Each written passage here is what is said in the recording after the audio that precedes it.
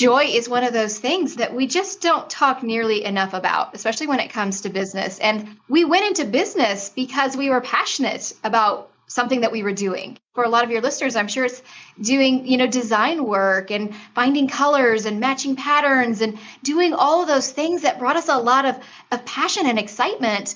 And then we have to do all the behind the scenes stuff. Have you hit a wall when it comes to growing your business? Then welcome to the Wingnut Social podcast, helping home professionals and luxury brands accelerate their success with proven marketing strategies and expert industry practices. Now, here's your host, Darla Powell.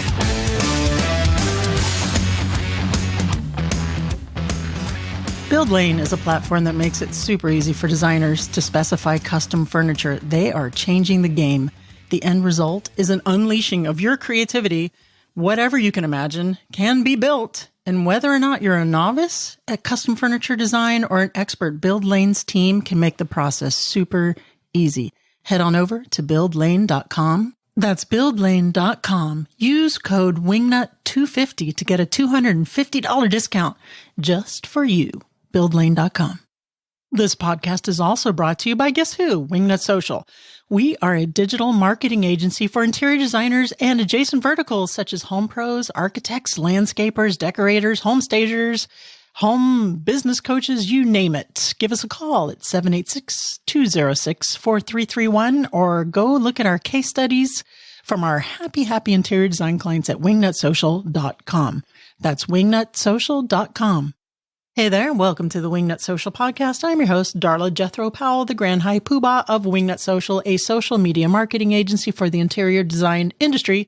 Today we have a very interesting guest. We have Tanya Dalton, and she and I are going to be talking about a couple of things. Finding your joy in this job or in another job. Maybe you're sitting out there and you're thinking, I've always wanted to be an interior designer, but I have this full-time job. Should I go do it? Or maybe you're out there saying, gosh, this interior design thing, it's just a little more stressful than I thought it'd be. What can I do to hone back in on my why and figure out my joy and why I started it in the first place? And Tanya and I are going to discuss all of that and then some. So you don't want to miss that. You want to stick around and hear what she has to say.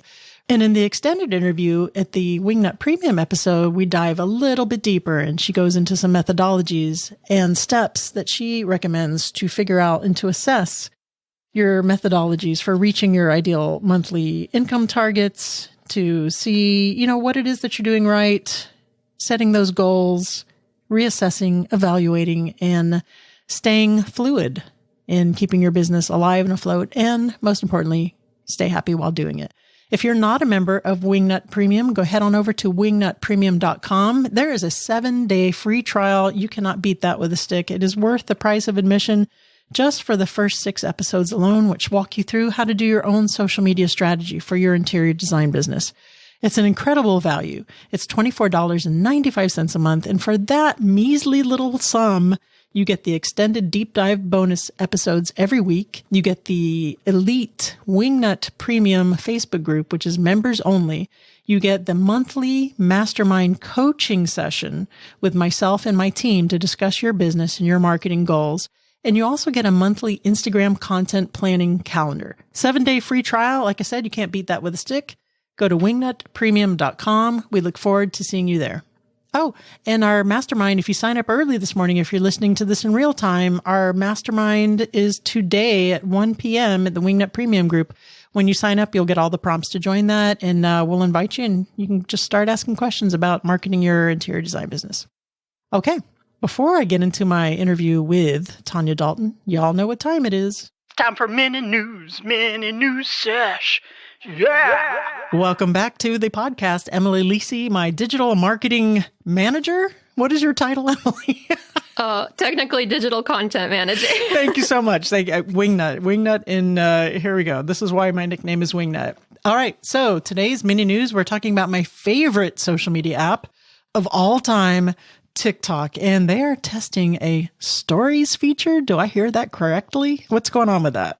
That is correct. They are officially testing a stories feature, just like stories that you'd see on any other platform like Instagram, Facebook, now Pinterest and YouTube even have it. So these will be stories that'll last 24 hours, just like all the other platforms. Yeah, I mean, really, what they're trying to do is get on board with what's performing well on other apps in the same vein of the other apps copying TikTok. I'm surprised by this because TikTok itself is just kind of like 3-minute stories now. It seems a little redundant. I mean, I guess the ephemeral content, but that only lasting the 24 hours. But I'm really surprised that they're doing this myself because I don't know. It just really does seem like a keeping up with the Joneses play. I hate to see them water it down.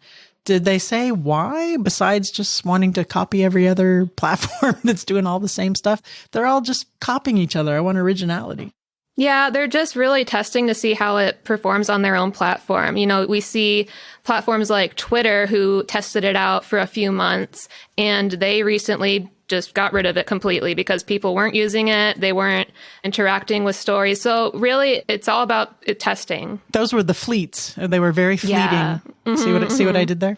Yeah. But, when stories work, they're a great way to get users to interact with each other on the app and offer a new place for advertising and to generally keep the feedback loop of a social media app in motion. So it really depends on how this goes. It might become an official feature. It might not.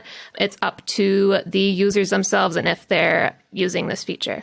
That being said, on TikTok, I know I've done a couple of episodes on TikTok. It's still going strong. I see a lot more interior designers on there. And a lot more clients are coming to us at Wingnut wanting us to manage their TikTok for them. So I do see that you guys are out there seeing the potential of this. I'm curious to see if TikTok is going to reward creators for using their new toy like Instagram does. Just want to see how this plays out. I'll keep an eye out for it. But for me, I was on TikTok last night scrolling for an hour. My girlfriend and I just scrolling, laughing like crazy for an hour. I don't know if I would do the stories, but we'll see. We'll see how that plays out. Yeah, we will see.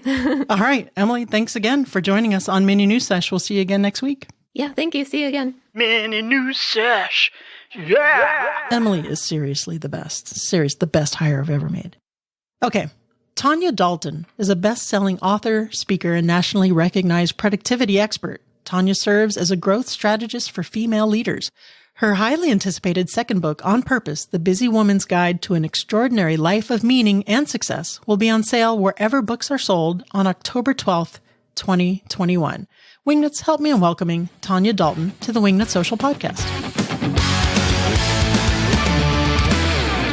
Hey there, Tanya Dalton. Welcome to the Wingnut Social podcast. How the hell are you? Doing pretty good. That's a great way to start. I like to be very highly energetic and welcome my guests in a very casual but upbeat way. And it just kind of breaks the ice and adds a little levity and eases some nerves sometimes. Although you're not nervous because you have your own podcast, I'm sure, but still it's fun. We like to have fun, Tanya. Not only do we deliver actionable takeaways, but we do it with a little bit of a tongue in cheek. So, well, why not have fun? I think that's the thing, especially with business. Like we take business so seriously, and that doesn't mean we have to be serious the whole time. Like let's enjoy the ride. Let's enjoy what we're doing the whole way, no matter what it is, whether it's a podcast or leading a team meeting or any of those things. Let's enjoy ourselves. Otherwise, what's the point, right? I mean, why are we doing it? And I was telling the audience when I was introducing you in your bio that you are a productivity coach and a best-selling author and speaker. And in the green room, we were discussing your podcast. What's the name of your podcast again? Tell the listeners. Yeah, so my podcast is called The Intentional Advantage. Okay, cool. Cool name. We're on episode 230 something at this point. So it's been going for quite some time, but I love it. It's such a great way to be able to connect with people. And then I feel like you get to just really dive deep into a lot of these topics. And a lot of what you talk about is very similar to what I talk about with, systems and mindset and enjoying yourself, all of those things. Right. And I think we're going to get into a little bit of mindset today. I'm telling you, lately I've been obsessed. I might be a little bit too heavy into the mindset lately. I might have to take a deep dive and do an audit, but I love it anyway. So let's start with that. I was listening to your show, doing the research for this interview, and one of your episodes was dealing with the topic on, does your business still give you joy? And I know that a lot of the interior designers are getting a little burnt out, especially now with all the back orders due to COVID or, fires in foam factories, you name it. And with, hand holding residential clients, especially, and just getting a little bit burnt out. So let's speak a little bit to that focus and that finding that joy and how that relates to purpose and productivity. Are you game? Yeah, I think joy is one of those things that we just don't talk nearly enough about, especially when it comes to business. And I think for most of us, and I'm sure this is true for a lot of your listeners as well, we went into business because we were passionate about something that we were doing. For a lot of your listeners, I'm sure it's doing, design work and finding colors and matching patterns and doing all of those things that brought us a lot of passion and excitement. And then we have to do all the behind the scenes stuff, right? That's not tied to that joy. The things that running a business entail. And what happens is we get so caught up in that, in the numbers and the metrics and the day by day and what we have to do, we lose sight of why we started in the first place. And I think so often we need to take a step back and really assess, am I happy? Is this really where I want to go? And it's like a merry-go-round where we're just going round and round and we feel like, well, this is just the way life is. This is what running a business means. I have to work 80 hours a week. And it doesn't have to mean that at all. There's a lot of ways we can infuse joy and happiness through adding things like systems and structure into our business. And really, a lot of it does tie into that whole idea of your mindset, that you have the power to choose how your life is run and especially how your business is run. That's absolutely on your terms. I love that. I'm saying when I started Darla Interiors, which was my interior design firm in Miami, Florida, I made a lot of mistakes. I learned a lot of things the hard way. One of the things that I did right was I wasn't the go-to person to do everything. I didn't take the stress of everything. I delegated. I may have hired too quick and hired too fast and too much, but I did allow myself some downtime. I wasn't as stressed out with the business. So, and that's something that I've managed to do here at Wingnut as well, is that I'm doing this, I'm doing the podcast, and I have my team of highly creative, very brilliant staff handling all the social media and all the marketing for the interior designers, which gives me some freedom and joy. But if I was bogged down by all of that, and maybe not. Not just maybe not, definitely not. Yeah. There's a lot that you have to do when you run a business. There's a lot of hats to wear. And I think so often we feel like we have to wear all the hats, that if we're not wearing the hats, that it's not going to get done right, quote unquote, right, the right way or to our standards. And a lot of that is really tying into that whole idea of perfectionism, that there's only one way to do things. And so I have to do it all myself. And it's hard to relinquish some of that control over to other people. I mean, people like me say all the time, you got to delegate, you got to hand things over. That's not easy to do because your business is like another child. It's like, handing over your child and saying, go help this grow. And there are times where you're going to get burned by team members. You're going to get burned by bad hires. Yeah. And we can allow that to hold us back, or we can allow that to be lessons that we add to our backpack. And the thing is, it sounds like your backpack and my backpack, they're pretty full, right? Lots of lessons learned, lots of mistakes made along the way. But that's part of the journey. And that's part of finding our way to what it is we really want. It's when we stop doing what everybody else is doing and we stop looking around, craning our necks, looking over that fence to see the grass on the other side and see how green it is. And it's when we start realizing and recognizing we can define success on our own terms. We can define how our business is run on our own terms, that we have that power to choose. And I think when we take that power and we start using it, it's incredible the difference it can make in your life, not just your professional life, but your personal life, because all of that is connected, right? We're not just a business owner. We're not just an interior designer or, a staging artist or any of those things that we put on our resume. We're so much more than that. So it's really taking a step and looking at your life as a whole and deciding, how do I want to live? Do I want to live it on purpose, or do I want to live it in a way that looks good to everybody else? Yeah. And you're so right. And I've told the audience this before. And then personally, I've even struggled when I was deciding, do I want to do the marketing Wingnut Social full time because I love it? Or do I want to do interior design full time because I also love that? But part of my consideration of making my choice is the appearance, the optics of it. I was a little concerned about, maybe what it would look like or what someone might say if I were to choose the marketing over the design. So that is definitely something too. And to your point, I think one of the best ways to winnow down what your purpose is and why you started it in the first place is just to go back to the roots and figure out what your why is. Just kind of razor that down and what your why is, and then build up on top of that and see if you can salvage that joy. Having said that, at what point, I have asked a couple other guests this question too, so I'm curious to hear your take. Once you've done this research and you've winnowed it down and your why is popping up, what if the why isn't there anymore? When do you call it? When do you say, you know what? This isn't giving me joy anymore. I'm just going to call it and I'm going to pivot. Well, I can tell you, I've been there. I have been there. I've closed a business, right? And you have as well. And this is part of the evolution sometimes. Not everybody goes through that type of evolution, but for many people it is, where you start something because you think it's what you want or what you think you should want. And you go down that path. And for me, with my first business, I started my first business in 2008. It was successful. I started that business with $50. I grew it to the point where my husband could quit corporate America, come work alongside me. He has an MBA with an MBA income. From the outside, everyone's like, she's living the dream, right? My business is paying the bills. It's feeding my kids the 3 meals a day that they like to have. It was doing all the things. It was checking all the boxes. But in 2013, I looked at my husband and I said, I love you. I love working with you. I don't love what we're doing. It's not bringing me joy. And it was a lot of the sleepless nights staring at the ceiling, watching those red numbers of the clock counting down, right? And thinking to myself, why am I doing this? I'm killing myself to do all these things and I'm not even happy. And again, it feels soft because you know what? You look at the bank account and you think our mortgage is there. We're good. We're taking care of all the things that need taken care of. But if you're not happy, what is the point? And for me, that meant taking a step back and assessing. And sometimes you take a step back and it's like, oh, I just need to make a couple of little tweaks, little shifts. For me, it was, all right, we got to close this sucker down and we're going to shift gears totally and shift into something brand new, something that really I am more passionate about. And so I took some time to really dive into that. What am I truly passionate about? And I took the things that I really was passionate about and I created Inkwell Press Productivity Co. out of that. And then I scaled that to 7 figures in 18 months, I think because I was so passionate about it. And because I had that big, heavy backpack. I already had all those mistakes under my belt. I already had all those lessons I had learned that I could apply. And I think that's the thing people get afraid of. They have all this sunk cost where they're like, well, I've already spent all this time on this business, Yes. or I've already put all this energy into it. We do this with our team.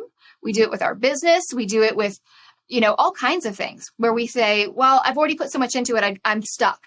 And we're never stuck. We have never painted ourselves into a corner. There have been times in my life where I thought I painted myself into a corner. I forgot to look up and realize there's no walls. There's no walls. We're never painted in a corner. You can always shift and change and grow in the direction you want to grow in. And so for me, that closing a business and opening up something new, and that's not a failure. That's a redefinition of success. Yeah. And I agree. And I just went through that. I just went through a divorce and figuring out which of the businesses gave me the most joy. And I still love design, but the Wingnut Social, it gives me the most freedom, the most joy, truthfully, the better income at the moment. And I was going to ask you, did your husband give you any resistance when you're like, you know what? I know the mortgage is getting paid and the kids are having 3 square meals. DCF's not coming to the house, but I think I want to pivot. Was he supportive or did he give you a little pushback? No, he was. I mean, maybe even a little too supportive. He said, great. What is it you want to do? And I'm like, I don't know. I have no idea. So it was really frightening to think like, I have no idea. My husband is incredibly supportive. I think, people ask me all the time, what would you have done if he wasn't supportive? And I think a lot of that comes down to communication, like really having some honest, heart to heart conversations and really laying on the table all these things, because truthfully too, it's not like I just shut off the lights and closed the door the next day. I didn't say, oh, I'm not passionate about this. Let me just pack this up. There was a process to closing it up. I made sure that I socked away some money. I made sure that we tightened our belts a little bit. We decided there was no more sushi night. We decided there was, no more movies out kind of a thing. And we would save our money. And I saved up some money so that it wouldn't be this giant shock to our system when we closed the business. So it wasn't an overnight decision. It was something we decided. And then together we made that decision to close several months down the road, which made it easier. But, one of the things people ask me is, well, you could have maybe kept both the businesses open. And I could have, but I don't think I really would have been happy with that. And I would have been exhausted. I would have been worn out. I would have been absolutely burned out. And honestly, I wasn't passionate about it. You would have spread yourself too thin. And that's what I was coming across is I couldn't do either of them 100%. And I had to figure out which one do I want to give 1,000%. And if you're listening to this in the audience, I know in the beginning, I said, there's designers out there who have burnout or whatever, but this could also apply to you if you're an aspiring designer. Maybe you're in your 9 to 5 and you hate it. and you were thinking, God, I've always wanted to do design, again, you can winnow that down and figure out what your joy is, but don't just half-ass go off and quit your job. Never half-ass. Always have a plan. I did that. I was a cop when I did that, but I had a plan. I had my retirement set up and everything. I didn't just jump off, and say, okay, Jesus, take the design wheel, color wheel. Right. Okay, I love that. Well, I think this is the kind of the myth that we have. We have this picture in our head that jumping off a cliff means you just blindly run and you jump. And sometimes it's saying, okay, I want to jump to the other side, but let me look to see down the road if there's a bridge. Let me see if there's a spot where the chasm is a little more narrow where I can actually make the jump. It's not just this blind leap of faith. It is really taking a look at where you've been, where you want to go, and then making that decision of how you want to get there. We get really caught up, and this is something that I dive into quite a bit with my newest book, On Purpose, is we get caught up with this idea of A to Z, right? I know where I am now, and I know where I want to go. And the B to Y, the in-between of how I'm going to get there, we don't know what to do. So we just kind of sweep that under the rug. So really taking some time to figure out what's going to make the most sense for me. If you are in a 9-to-5 right now, what does that look like to step down in 6 months? Can you go ahead and start saving some money to make that happen? Can you start doing a few things on the side in the evening? Like stop the Netflix watching and use that time instead to do some things just to get your business off the ground, some of the groundwork. Think of it as this beautiful runway. I think we get really caught up in, I hate that I have to wait for my dream to start. And instead, we can look at it as, I have this amazing runway ahead of me. I have time to really start thinking about what is it I want to do? What's the niche I want to get into? What do I think I want for the look and feel of my brand? What do I think I want? Who are what I like to call your soulmate clients, the clients that you love to work with? Who is that? Start working on those avatars and map those things out while you're working your 9-to-5 or while you're doing whatever business you're in right now. Use that kind of on the side. Knock that into your calendar, 30 minutes a day. You will be amazed at what you can accomplish in 30 minutes a day after a couple of weeks. It's pretty incredible when you put your mind to it.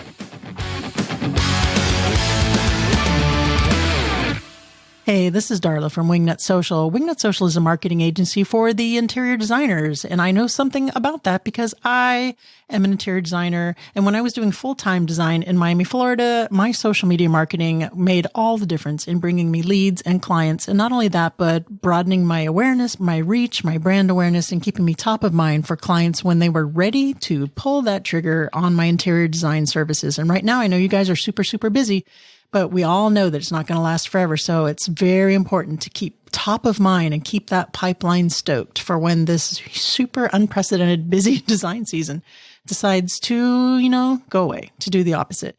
And right now we have 2 slots left open for our full service digital marketing before we close enrollment for the fall and reopen it back sometime in December. So 2 spots left open for our full service social media marketing.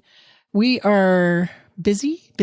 We have a waiting list, and that is because we have a very low churn rate. And what a churn rate means in the industry is, someone comes in, someone goes out, someone comes in, someone goes out, and sales has to, churn, has to keep on top of it. Well, at Wingnut Social, nobody leaves.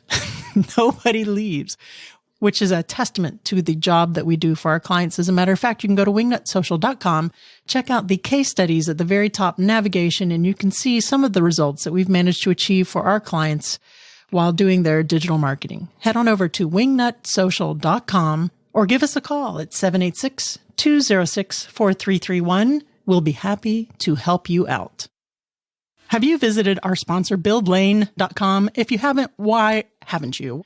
When I was doing full-time interior design in Miami, Florida, I would have given my whole collection of Star Wars action figures to have known about Build Lane because we were doing a buttload of custom furniture work. The logistics were awful, but Build Lane, the genius behind them is they've solved that. They are basically a one-stop shop for all of your custom furniture needs. They have a whole stable full of vetted vendors that are capable of building almost anything you can imagine. And all you have to do is give them a fully specified CAD file or a pencil drawing on a cocktail napkin, and Build Lane is going to match the needs of the piece that you need with one of their highly vetted factories that has all the capabilities to make that. And they'll return a quote to you. You get your own little manager. You can show your clients, here is your beautiful piece getting built along the way. Aren't you freaking excited? Guys, this is the perfect opportunity to up-level your interior design game to make yourself that designer who can offer things that no other designer can. You need to get over to buildlane.com fast and be sure to use the special code WINGNUT250 for $250 off of that whole situation right there. That's buildlane.com, Wingnut250. You're going to love them. Some of the smartest, most successful designers that I've seen over the a little over 4 years that I've been doing this now have been the ones who started it as a side hustle. Picked up the weekend stuff, learned a little bit, maybe slower, but learned smarter. Didn't quit their day job. And finally, when they just had too many clients coming in, they were like, okay, and here, I'm going to have to make a choice. But that, I think, just to do it smart, because although we're talking about you want to find your joy, you want to find something that gives you joy, whether it's within your existing design business or you're thinking of getting into it. And that's emotional, right? Our joy is what makes us happy, fills us what our heart with love or anything. You don't want to make decisions emotionally. I hate my job, take this job and shove it. I ain't working here no more. Remember that song? Right. I think the thing too to keep in mind is loving what you do doesn't mean you love what you do every day. Yeah. Right? I love what I do. I don't love paying sales tax. I don't love when it's time to reconcile accounts. I don't love running inventory. I mean, those are not things that get me fired up. So there's always going to be parts to whatever it is you do that are not that much fun, but it's really about making the majority of it enjoyable. We have to put on our big girl pants too and realize this is life and this is a business and it's not all going to be, a bed of roses. But what I like to do in those circumstances, whenever I can, is to delegate those. I hate this. I suck at it. Guess what? Here's your job. Bing. If I can, but I still do things that I don't like to do. In fact, I had mentioned this before, but I likened when I went into the interior design business, it's like, when you go to Disney World, it's a fun, magical place, but imagine working at Disney World behind the scenes, how that paradigm shifts and changes. Don't get me wrong. I love, live and breathe design, but yeah, the business part of it was getting a little suffocating. Okay, so let's shift a little bit. And you talk about living each day on purpose, purposefully. How does that tie in with what we've already discussed? Let's start with that word purpose, because I feel like it's got a lot of weight to it. And people get really bogged down in that idea of purpose, like it's this big thing. And it's having purpose really is about living bigger than today. It's really seeing who you want to be in the future and working towards that. I like to say that living on purpose isn't about changing who you are. It's rising up to be the best version of you. When we live on purpose, it means that we're recognizing that there's a destination, there's a place we want to go. It's seeing that vision. And in our business, I like to call that our North Star, our vision, our mission, our core values. Those three things make up our North Star. And really understanding where it is I want to go and then working backwards to map that out. Okay, well, if I want to be here in 10 years, that means in 5 years, I need to be at this other spot, right? I need to have these things done. And then I'm going to back that up a little bit more. And then I'm going to back it up a little bit more. And what happens is we start off by looking at what is that potential? What can we possibly do in 10 years? And we back it up to what is possible. What's possible in 3 to 5 years? If that's what you want, your potential, what is possible in 3 to 5 years? And then back it up a little bit more into what's practical. What could I practically do in a year? And that's how we start to set our goals. How can I practically see what I want to do in a year? And then we back it up a little bit more to 3 to 6 months to what do we want to prioritize? And when we do that, we take our goals, we take our daily actions, the things that we're doing on a regular basis, and we tie them to that potential, to that destination we want to get to. So really, it's all about that satisfaction we get. Because here's the thing. How many times have you had a to-do list that was 3 miles long, right? You've chased busy all day long. You've checked a million things off that to-do list, right? You've run here, you run there, you run everywhere. You fall into bed at night, and what do you think to yourself? Oh, Why didn't I get more done? Oh, I should have done more, even though you were busy all day long. You go to bed at night and you feel dissatisfied. You feel unsuccessful. You feel worn out and exhausted. And the problem is we're so busy doing all the things, we're not doing the things that are really important, that are tied to that bigger vision. When we do fewer things that are tied to that purpose, that bigger vision of where we want to go, when we do fewer things, we actually find that we're happier. We go to bed at night and think, oh, I did great work today. I did something amazing today. It's like, take 50 steps in 50 different directions. Where are you going to end up? Well, who knows? God knows where. Maybe further behind, right? But if you instead took 5 steps in a forward direction towards that purpose, even if they're 5 small steps, where are you going to end up? 5 steps closer to where you want to go. So it's not about the quantity, it's the quality of the choices we're making. And that's what happens is we do those fewer things, but because they're tied to something bigger, we go to bed at night and go, oh, feels so good. I did great today. I mean, when's the last time you went to bed at night and said, good work, you're amazing? Last night. So what do you say to that person that's out there listening who is having paralysis by analysis? Well, I would say oftentimes, honestly, that's tied to your perfection. I say perfection is tied to procrastination, which leads to paralysis. What happens is we get really caught up either in this idea and we over romanticize it of what it's going to look like. And then we stymie ourselves and we can't even start. Or we're so busy amassing different ideas and different concepts that we get this idea debt and we feel like we're spinning around in circles. So we have to let go of perfection. There is no perfect. There's just starting. Just do it. As Nike says, just do it. Get out there. It's better ugly and done than not done at all. That's how I did it. And let me tell you, there was a lot of ugly. There's a lot of ugly when you're starting your business. And that's okay. A lot of times we think the opposite of stuck is unstuck. Like something's magical is going to happen and all of a sudden we're unstuck. The opposite of stuck is action. It's taking action. It's taking even a small step, a tiny step, an itty bitty step forward in a direction. That's what gets you unstuck. Because once you take one step, it's so easy to take a second step and then a third step and a fourth step. And the next thing you know, you're off and running. A good story about getting it done and getting it done ugly is Luann Nigara. She has an interior design podcast in the space, business space called A Well-Designed Business. She's a very well-known podcast host in the space. And even now, she says, if you go back and listen to my first episode, I can't even listen to them. They were so bad.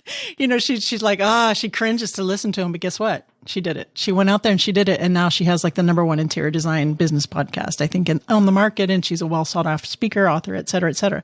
You might say to yourself, I don't want to look at those pictures from 5 years ago or whatever, but who cares? You went out there and you got it done. That's a matter of grit. So just to summarize, all right, so we're winnowing down our joy to see what does give us joy, what gives us joy in the business, pursuing whatever that answer you came up with on purpose and not procrastinating, right? Get out there and don't worry about being perfect. Well, say I'm going backtrack just a little bit. Let's say that some of the designers in the audience are, gosh, I do love design and there's a lot of this business that gives me joy. I know my why was to develop beautiful spaces, help families live a more harmonious life with my designs, etc., whatever that case may be. But I'm not so sure I enjoy the business side or it's stressing me out or they're not quite ready to say goodbye to it. What are some steps that they can take to shake up and get that, the joy back in more aspects besides delegating, which I think would be a great one of those answers? Well, first of all, delegate. I think we've mentioned the word delegate like 75 times. We could make this a drinking game. Every time we say the word delegate, go ahead and take a drink. I'm the queen of delegation. In fact, a good friend of mine, Kate O'Hara, has been on the podcast with Martha O'Hara Interiors. We vox her every now and then. And I was playing The Sims, which is a video game, but I wasn't playing it. I was having my girlfriend do the controller and I was saying, go here, do that, build this house this way. And she was laughing at me. She's like, oh, that tracks. That's the only way I can picture you playing that game is playing it, but telling someone else how to use it. Oh my gosh. I love it. I love it. Yeah. You're a master delegator. Yeah. People do. They struggle with the delegation. And what happens too is they mistake delegation for decision making.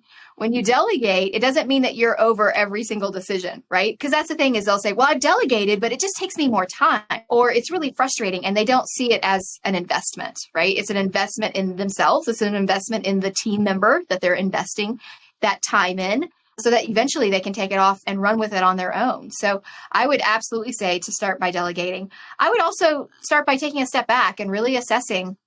I would use the Pareto principle. I don't know if you've talked about that here on the show, but the Pareto principle it's also often known as the 80-20 rule, where it's the vital few creates the many, right? It creates the biggest impact. What happens is we get caught up in the trivial many. We're doing all the things. When really, if we whittle down and we look, about 20% of our clients are bringing in 80% of our income, 80% of our revenue. 20% of our tasks are attracting 80% of our clients. 20% of the actions we do are creating 80% of what we are really putting forth into the world. This Pareto principle applies in all areas of life. There's 20% of your carpet gets 80% of the wear. 20% of your closet is what you wear 80% of the time. It's kind of a fascinating thing when you start thinking about it. You're like, oh gosh, this is absolutely accurate. It's been proven time and time again. It's a method that's been around since the 1700s. So it's pretty well proven. But what I would say is look at the 20%. What are the 20% of the tasks that you're doing that are really creating the big results? Look at your clientele. Look at your 20%. Or for you, it might be 10%, it might be 15%, but it's a small percentage. Look at those people and look, are they creating the mass or the majority of my revenue? If so, why are we spending equal amounts of time with all 100%? We should be spending time really with that 20%, right? Honing in on those things, honing in on those tasks. What happens is we look around and we see, oh, well, this interior designer is doing these things, so I should do it. Well, this one's doing these things, so I should do this too. Well, this one's doing that. So we start amassing all these different things that we should be doing. We're shooting on ourselves, right? We should be doing this, should be doing that. And really, all those tasks are not equal. Some of them are bringing a much greater impact than the others. So really pay attention to the different tasks that you're doing and see which ones are bringing you the best bang for the buck, and then get rid of the other ones. Don't even delegate them, get rid of them. You know, if you're doing a blog post every week and it's not bringing in clients, or it's not bringing in the right clients, your soulmate clients, then why are you spending time doing that? Especially if it's something that you're not enjoying, right? If it is something you're enjoying and it's bringing you the right clients, double down on that. Spend more time on that because you're enjoying it. Generally, the tasks that are bringing us the revenue, the tasks that are bringing us in the clients, the tasks that are bringing us all those things are also bringing us the joy, because they're the things that we enjoy and we actually put ourselves fully into, which is why they're bringing us that bang for the buck. So taking a good look at what you're doing, getting rid of 80%. Literally 80%. You'll be amazed at the dead weight you get rid of. And it feels like when you get your hair cut, so light and fresh and easy and good and all those things. Except you don't have all those prickly hairs in your shirt afterwards. So. Tanya, that's great. Excellent advice. Listen, would you be open to joining me on the Wingnut Premium episode after to extend this conversation? I'd like to get into a couple of processes, methods. I see some acronyms here that you have, as far as your MTO method for setting goals and a couple of other things. Are you game to join me over there? Absolutely. I'd love to. Okay, terrific. Before we do that, please tell the Wingnut Social audience where they can go to find out more about you, and we'll get into the fire round. Yes. Well, the best place to find me is TanyaDalton.com. You'll find links to my podcast, The Intentional Advantage, there. You'll also find links to my books, The Joy of Missing Out, and also On Purpose. Both of those are available anywhere books are sold. On Purpose is not coming out till October, but you'll find links to just about anywhere and everywhere you can find me at TanyaDalton.com. And of course, podcast hosts get complimentary copies. That's right. That's right. I'm just kidding. All right, Tanya Dalton. Now I have to ask you, are you ready for the What Up Wingnut round? I hope so. Now it's time for What Up Wingnut. What would the hashtag on your tombstone be? That I live my life by my priorities. I don't just talk about what I talk about here. I live it on a daily basis, that I did what was most important every single day. Love it. Walk, what is it? Talk the talk and walk the walk. You're stuck on a deserted island, but you can have one of your favorite foods like in perpetuity. What is it? Well, can it be a genre, like just dessert? No, it's got to be more specific. Nice try, though. I know. Well, I was trying to see if I could kind of skirt the system there. It didn't quite work out for me. I used to be a cop. Did I mention that? I can see that. Okay. I would say probably something like like hamburgers, because I feel like you can make hamburgers 1,000 different ways, right? Like you can put guacamole on them, you can put cheese on them, you can do them plain, they kind of become a canvas. So that would be my absolute choice. Last but not least, please recommend a book that has had a profound impact on you, either personally or professionally.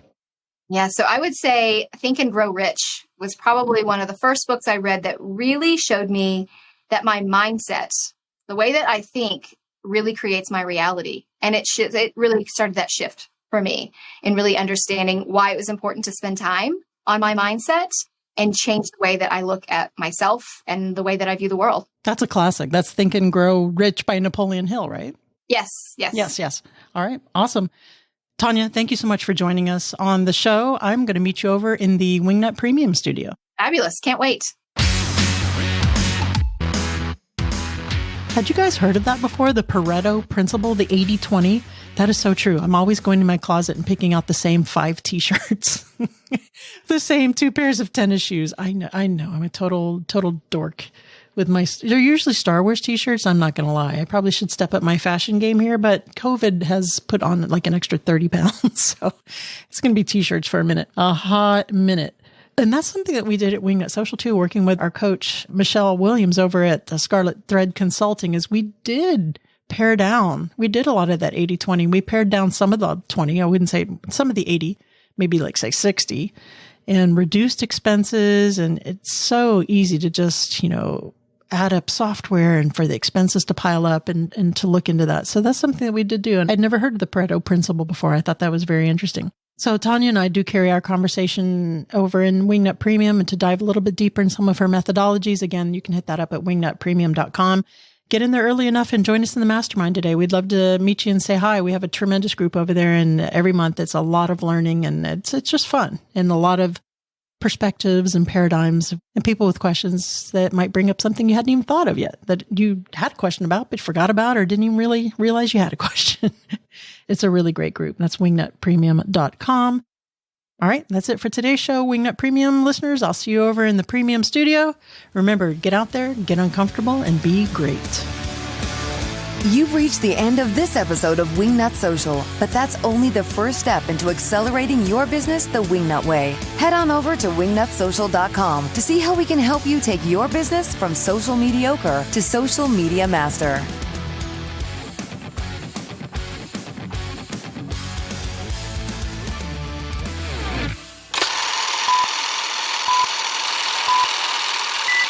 Feature a la Instagram. You know how they like to do, I said, again.